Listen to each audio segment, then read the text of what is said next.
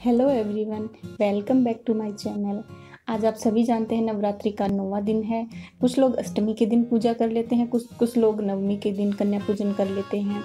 आज नवमी के दिन हम भी कन्या पूजन कर रहे हैं। मैं आपको दिखाऊंगी कि हम कन्या पूजन कैसे करते हैं, माता के लिए क्या क्या प्रसाद बनाते हैं ताकि माता की कृपा हम सब पर बनी रहे। और सबसे इम्पोर्टेंट बात ये है कि अगर हमें कन्या ही नहीं मिले पूजन के लिए, उस कंडीशन में हम क्या कर सकते हैं। तो मैं आपको बताऊंगी कि उस स्थिति में आप क्या कर सकते हो। उसके लिए मान लो आपको 5 कन्या यजमानी है, 9 कन्या यजमानी है, तो जितनी कन्या आपको मिले आप उनको भोजन करा दीजिए। बाकी की आप थाली बनाकर किसी भी गाय को भोजन खिला दीजिए, तो आपको वही पुण्य प्राप्त होगा जो आपको कन्या को भोजन करवाने के बाद मिलेगा। ये सबसे बेस्ट उपाय है। तो सबसे पहले हम नहा धोकर माता की पूजा अर्चना कर लेते हैं। अगर प्रसाद बन जाए तो आप उसी टाइम माता को प्रसाद चढ़ा दीजिए। उसके बाद आप कन्या को भोजन खिलाइए। तो सबसे पहले हम यहाँ पे पूजा कर रहे हैं। यहाँ आप देख सकते हैं माता के सामने तो घी का दीपक जलाया है और नीचे भैरव बाबा के आगे तेल का दीपक जलाया है। हाँ, आप भैरव बाबा के लिए हमेशा तेल का दीपक अलग से जलाइए और माता के सामने घी का दीपक जलाया जाता है। इस बात का आप विशेष ध्यान रखिए। और एक सबसे इम्पोर्टेंट बात यह है कि भैरव बाबा के लिए गुलगुले बनाए जाते हैं और उन्हीं का भोग लगता है, और माता के लिए हलवा और पूरी का भोग लगता है। पूजा अर्चना और प्रसाद चढ़ाने के बाद दंडवत प्रणाम करके माता रानी के सामने हाथ जोड़कर उनसे क्षमा याचना कीजिए कि अगर नवरात्र के 9 दिन में उनकी पूजा अर्चना में अगर उनसे कुछ कमी हुई तो उन्हें क्षमा करें।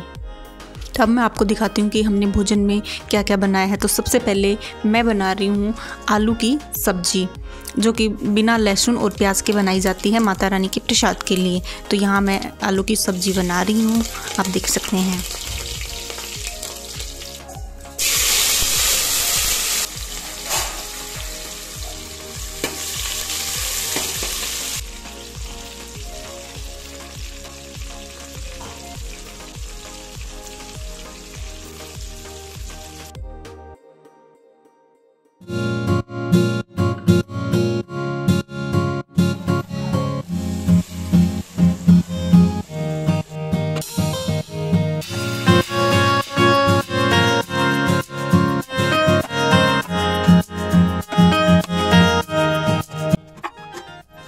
और ये आलू की सब्ज़ी बनकर तैयार हो गई है और मैंने पूड़ियों के लिए आटा बना के सेट होने के लिए रख दिया है।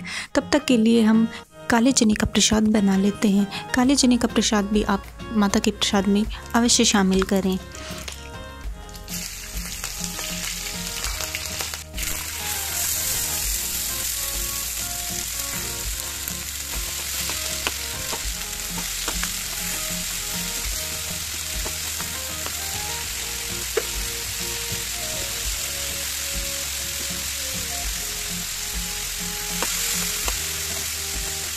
और ये काले चने का प्रसाद भी बनकर तैयार हो गया है।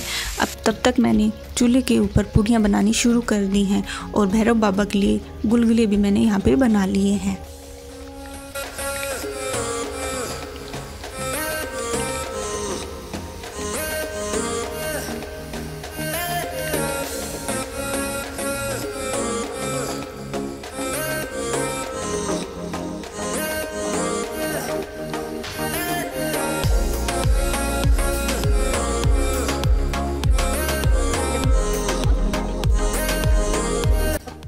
और ये पूरा प्रसाद बना के तैयार कर लिया है। हलवा, पूड़ी, गुलगुले, काले चने का प्रसाद, आलू की सब्जी, ये सब तैयार हो गया है। अब बस कन्या आते ही उन्हें कन्या वो प्रसाद खिलाएंगे।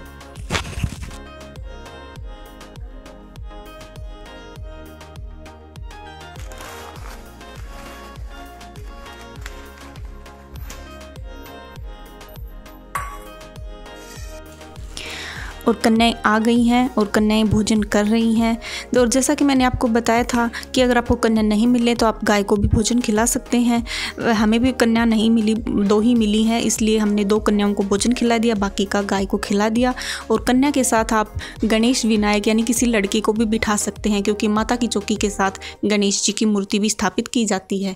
तो आप कन्याओं को भोजन खिलाते वक्त साइड में किसी लड़के को भी भोजन खिला सकते हैं। और भोजन करवाने के बाद इन्हें कुल्ला कराकर इनके पैर छूकर इनसे आशीर्वाद लें और इन्हें प्रसाद वितरित करें। जैसी आपकी श्रद्धा हो आप इन्हें वितरित करें। जय माता दी।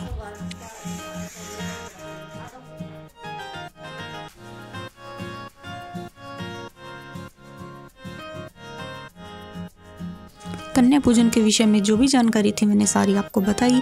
अगर आपको मेरा वीडियो अच्छा लगा हो तो उसे कमेंट कीजिए, शेयर कीजिए और चैनल को सब्सक्राइब कीजिए। देखने के लिए धन्यवाद।